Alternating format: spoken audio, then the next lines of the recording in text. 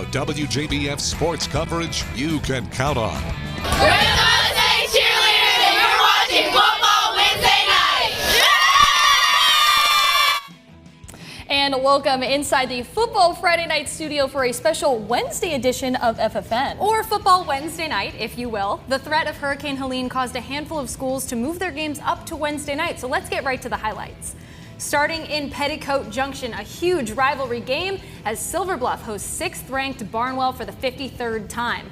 The Warhorses got off to a quick start and leading 17-0. 1st and 10 for Silver Bluff. Trellis Riley airs it out. He's picked off by William Robinson, who returns it for a touchdown. PAT is good. Barnwell leads 24-0. Then with 33 seconds to go in the half, Cam Austin finds Kazir Wesley for a touchdown. Barnwell leads 30-0 at the break. Now this whole game was coming up Barnwell. Third quarter, 1st and 10.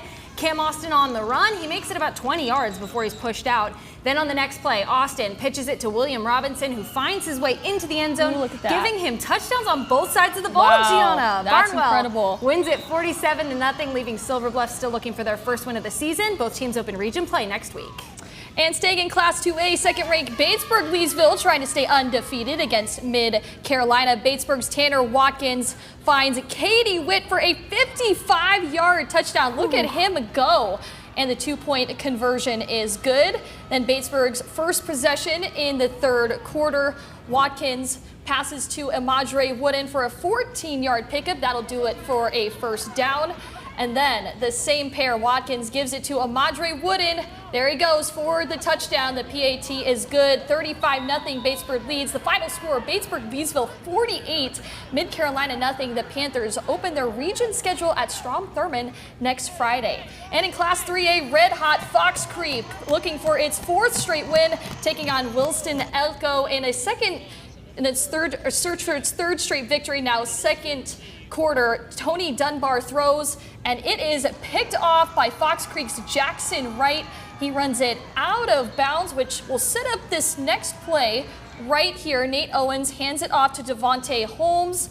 He makes a man miss, and he's gone. Nobody touching him. Touchdown, Fox Creek. He's in. To make it 7-0. Owens again to Mike Grigg, who barrels his way into the end zone. Final score, Fox Creek 42, Williston Elko 14. Moving to Class 4A, Midland Valley with a region game against Brooklyn Casey. After a defensive stand by the Mustangs, BC punting it away, fumble on the snap. That led to Preston McNair punching it in to put the Stangs up 14-7. There he goes. Later in the second quarter, Xavier Geeter finds Charles Richardson on the screen pass. He flips it into the end zone to stretch that Mustang lead. Midland Valley would pick up their first win of the season, go on to win it 42-21. To the Peach Fields, Ridge Spring Minetta looking for its 3rd straight win, taking on Whitmire. Second quarter, Ridge Spring Minetta's Jaden Holloway gives the ball to the man they call Red for a hard run to Red hot to the 20-yard line. There he goes. A few plays later, Holloway passes to Kai Denny, which brings up 1st and goal on the 4-yard line. Just 2 plays later, it's going to be Jaden Holloway. Man, he is still going. Look at him. They couldn't get him down. It's going to be Jaden Holloway. Ridge Spring leads 6-0 at the half. Final score, Ridge Spring Minetta gets the 12-2 win versus Whitmire. Trojans open region play next week against Blackville Hilda.